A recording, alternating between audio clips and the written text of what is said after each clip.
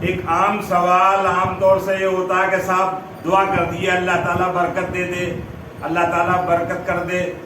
تو جہاں بہت ساری دینی باتوں کے سمجھنے میں آدمی کو کنفیوژن ہو جاتا ہے، اس میں سے ایک برکت بھی ہے۔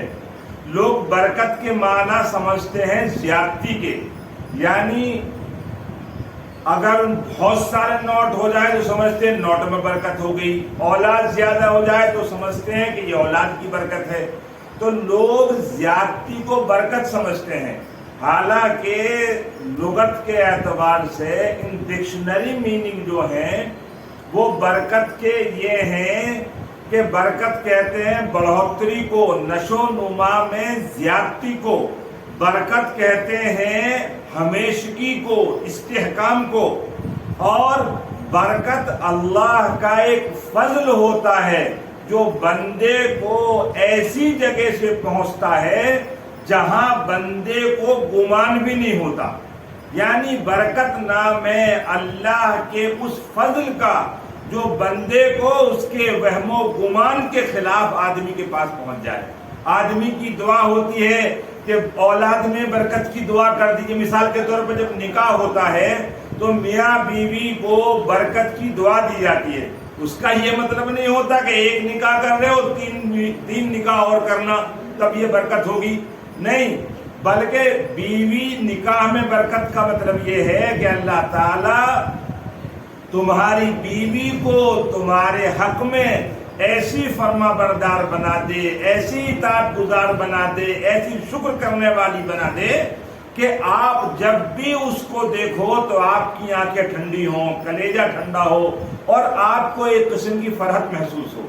اولاد میں برکت کا مطلب یہ ہے کہ اللہ تعالیٰ اولاد کو تمام دنیا کے عیبوں سے بچا کر اللہ رسول کی فرما برداری کے ساتھ ماں باپ کی فرما برداری کی توفیق نصیب فرمائے، اعمال صالحہ میں لگنے کی توفیق دے، گناہ اور بدنامی کے کاموں سے بچا دے۔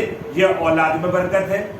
عمر میں برکت کا مطلب یہ نہیں ہے کہ صاحب آدمی 500 سال کا ہو جائے تو عمر میں برکت ہو گئی، بلکہ عمر میں برکت کا مطلب یہ ہے کہ اللہ تعالیٰ اس کو وقت کی بربادی سے بچا لیں اور وقت کی بربادی سے بچا کر ایسے کاموں میں لگے رہنے کی توفیق نصیب فرما دیں جس کے لیے زیادہ عمر چاہیے تھی لیکن کم عمر میں اللہ نے وہ کام کرا دیا۔ اتنے سارے مشائخ نے کتابیں لکھی، بزرگوں نے کتابیں لکھی، وہ سب ان کے وقت کی برکت کی بات تھی۔ تو برکت کہتے ہیں آدمی کے پاس غیر محسوس طریقے سے ایسی چیز کا آ جانا جس کا انسان تصور اور خیال بھی نہ کر سکے، تو یہ برکت کہلاتا ہے۔ یہ جب برکت آ جاتی ہے تو آدمی کو جھونپڑی میں محل کا سکون نصیب ہوتا ہے، آدمی کو معمولی چارپائی پر پلنگ کا سکون نصیب ہوتا ہے۔ آج ایک غلطی یہ بھی ہو جاتی ہے کہ ہم لوگ چین سکون کے سامان کو خرید کر سمجھتے ہیں کہ ہم نے چین سکون خرید لیا۔ آپ پیسے کی وجہ سے بیڈ خرید سکتے ہیں، نیند تھوڑی خرید لیں گے۔ آپ پیسے کی وجہ سے کھانا خرید سکتے ہیں، بھوک تھوڑی خرید سکتے ہیں آپ۔ تو برکت ہماری زندگی میں آ جائے اور بے برکتی ختم ہو جائے، اس کے لیے ہمیں چند کام کرنے۔ سب سے پہلا کام یہ ہے کہ آدمی کو تقوی اختیار کرنا ہے۔ جب آدمی تقوی اختیار کر لیتا ہے تو اللہ تعالیٰ اس کو اس کے تمام کاموں میں برکت نصیب فرما دیتے ہیں، برکت ڈال دیتے ہیں۔ قرآن کریم میں ہے وَلَوْ أَنَّ أَهْلَ الْقُرَىٰ آمَنُوا وَاتَّقَوْا لَفَتَحْنَا عَلَيْهِمْ بَرَكَاتٍ مِّنَ السَّمَاءِ کہ اگر آج یہ گاؤں والے ہماری بات مانتے ہیں، تقوی اختیار کرتے تو برکتوں کے دہانے کھول دیتے۔ تو برکت کا پہلا سبب، روزی میں برکت کا پہلا سبب وہ تقوی ہوتا ہے۔ چنانچہ حضرت ابن عمر رضی اللہ تعالیٰ عنہ کے بارے میں آتا ہے کہ آپ نکلے جا رہے تھے تو چرواہے کو جو بکریاں چراتے ہوئے دیکھا، اس سے کہا بھئی ہمیں ایک بکری دے دو۔ اس نے کہا میں مالک نہیں ہوں، میں تو غلام اور نوکر ہوں۔ فرمایا تم ہمارے ہاتھ بیچ دو اور مالک سے کہہ دینا کہ بکری کو بھیڑیا کھا گیا، مالک تو ہے نہیں تمہارے ساتھ۔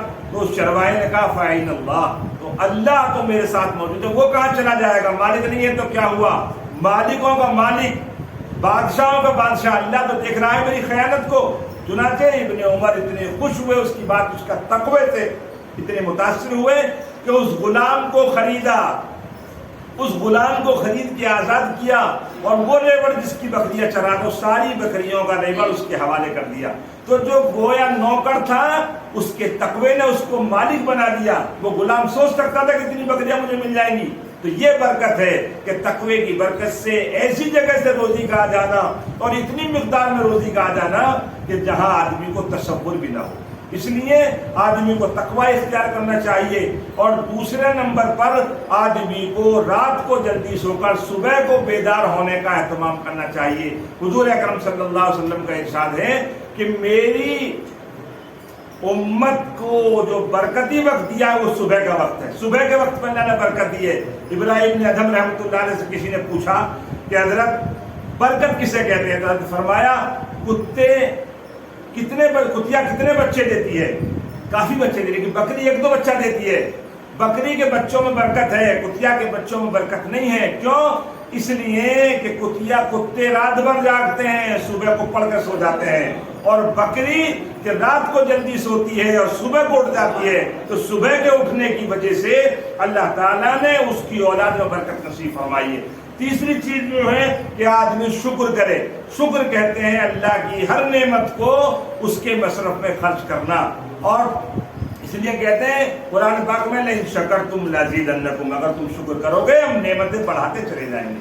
اس لیے شکر گزاری کا اہتمام کرنا چاہیے. اور چوتھی چیز, جب ہم کھانا کھائیں تو اسلامی آداب کے ساتھ بسم اللہ پڑھ کر کھائیں, اللہ اس میں برکت نصیب فرماتا ہے. تو برکت کہتے ہیں آدمی کے پاس غیر محسوس طریقے سے ایسی جگہ سے انتظام ہو جانا جہاں اس کا خیال بھی نہ ہو. برکت اس لیے حدیث شریف میں ہے, حضور اکرم صلی اللہ علیہ وسلم کا ارشاد ہے کثرت کا نام برکت نہیں بلکہ برکت کا نام کثرت ہے. یعنی کثرت میں برکت نہیں ہوتی بلکہ برکت کی وجہ سے کثرت ہوتی ہے. اس لیے تقوی اختیار کرنا, دوسرے نمبر پر شکر کرنا, اور اسلامی آداب کے ساتھ کھانا کھانا, اس کی برکت سے اللہ تعالیٰ ہمیں تھوڑے سے میں وہ سب نصیب فرما دے گا جو بعض مرتبہ زیادتی کے بعد بھی نصیب نہیں ہوتا. اللہ تعالیٰ ہمیں بھلا بندہ بننے کی توفیق نصیب فرما.